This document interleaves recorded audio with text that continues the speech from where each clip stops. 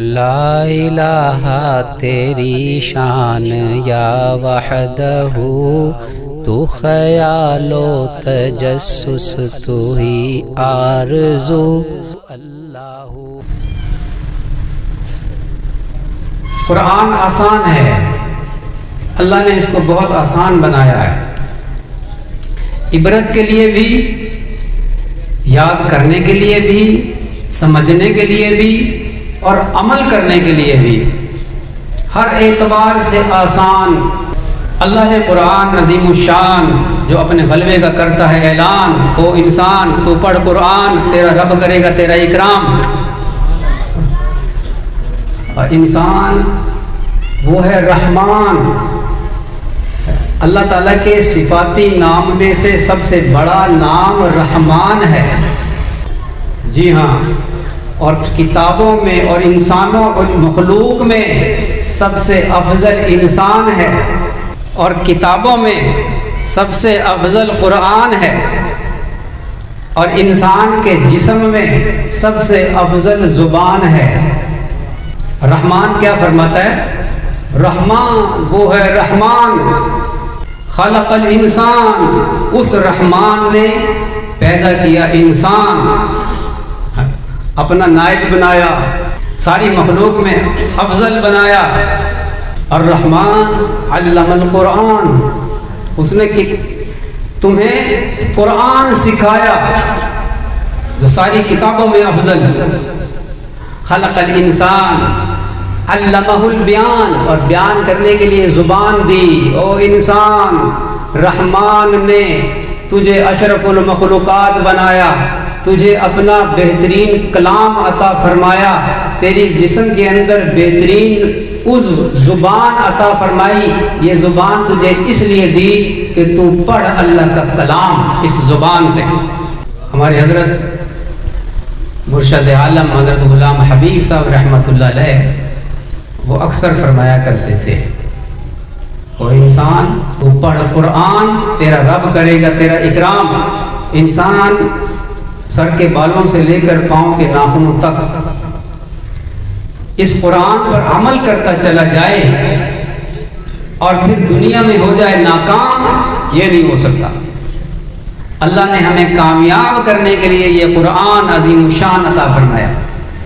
قرآن پڑھتا جا اور جنت کے درجوں پہ چڑھتا جا۔ اس دنیا میں بھی جب تو قرآن پڑھے گا تو گویا تو جنت کے درجوں پر چڑھ رہا ہے، اور اللہ تعالیٰ کا قرب حاصل کرنے کا سب سے بڑا ذریعہ وہ اللہ کا کلام ہے۔ حضرت امام احمد بن حنبل رحمۃ اللہ علیہ کو خواب میں 100 مرتبہ زیارت ہوئی، تو ایک مرتبہ زیارت ہوئی تو پوچھا کہ اے اللہ، تیرا قرب حاصل کرنے کا بہترین ذریعہ کون سا ہے؟ فرمایا کہ احمد میرا کلام ہے، قرآن ہے، عظیم الشان ہے۔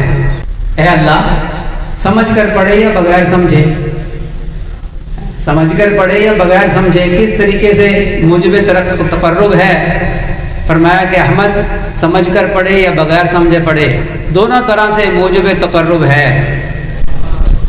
ہاں جی ہاں، یہ کہتے ہیں کہ بعض لوگ اعتراض کرتے ہیں، یہ جو روشن خیال اپنے آپ کو سمجھتے ہیں کہ قرآن کے الفاظ کو رٹنے سے کیا ہوگا۔ یہ قرآن ہے، یہ عام کتاب نہیں ہے، اس کے ایک ایک حرف کے اندر نور ہے۔ حدیث میں ہے کہ الف لام میم جو پڑھے گا تو یہ ایک حرف نہیں ہے، الف ایک حرف، لام ایک حرف، میم ایک حرف، یہ 3 حروف ہیں، ہر حرف کے بدلے 10 نیکی، یہ 30 نیکیاں ہو گئی۔ الف لام میم کی مثال دی ہے، کسی اور لفظ کی مثال نہیں دی۔ اور الف لام میم کا معنی جانتے ہیں آپ؟ الف لام میم کا کوئی معنی جانتا ہے؟ کیوں جی، آپ کو پتہ ہے الف لام میم کا کیا معنی ہے؟ نہیں معلوم نا؟ نہیں معلوم۔ الف لام میم کا معنی نہیں جانتے، اور حدیث شریف میں الف لام میم کی مثال دی ہے کہ جو الف لام میم پڑھے گا تو 10 نیکیاں، 30 نیکیاں ہو گئی، 3 حروف ہیں۔